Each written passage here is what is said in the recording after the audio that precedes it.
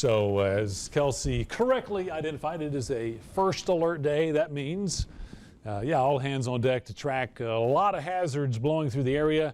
Just know that you can always get us on our continuous stream of information. We'll start that this afternoon, newschannel10.com.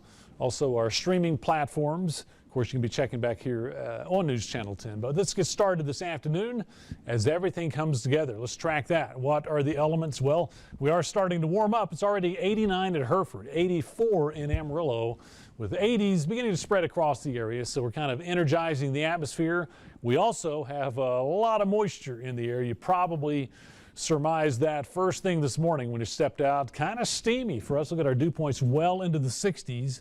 From about Amarillo off to the east. That's courtesy of south winds pumping that into the area. So again, all the ingredients coming together, and we've had an upgrade from the Storm Prediction Center on the storm potential. And we look at our intensity scale. Of course, we start marginal. That's out in New Mexico. We get into the yellow. That's up a notch for a slight risk. Means a little higher probability of severe weather. But then also the northeast part of the area, let's say Dumas to Clarendon off to the northeast, that's an enhanced outlook for a higher probability of severe storms. Now, as we scan the skies right now, not a whole lot happening. Just starting to see a few little non-severe blips out in New Mexico. But that's on the leading edge of a disturbance. Notice got a little swirl right in here. That's an upper level low. That's going to move in, take all the ingredients we talked about, and then add some lift, add some energy, and that's when we think storms will really be breaking out across the area. Early timeline on this, I mentioned just a few moments ago, we think it's going to happen earlier this time. This model showing 3 o'clock, storms already in progress, starting around, say Tucumcari, Logan down to Hereford, Clovis, maybe Dimmitt, and then moving to the northeast. Best timeline for Amarillo appears to be 4 to 6 p.m.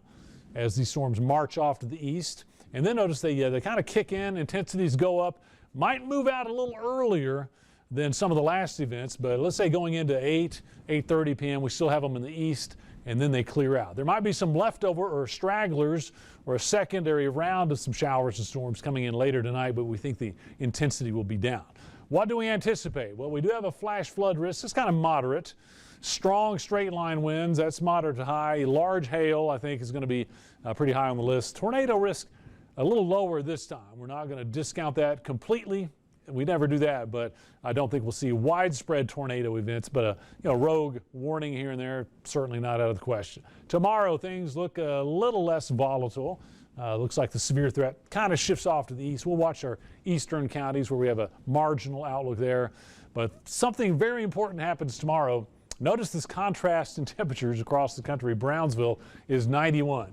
Billings is 48. I mean, it is cool up across the north, and we do have a front that's going to push through here late tonight and tomorrow. We'll drop temperatures, a good 20, 25 degrees, maybe even 30 degrees some spots. We'll be in the 60s tomorrow, which is going to kind of stabilize things. But an active weather pattern. Notice how we're kind of up and down on rain chances. We're watching Thursday. We're watching into the weekend also. If we take a look at our 7-day supercast here, we have a couple of first alert days, one of them being today.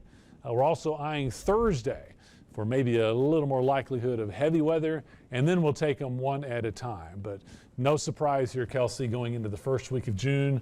I mean, you could track that as the peak of our storm season, and looks like we may have our hands full here.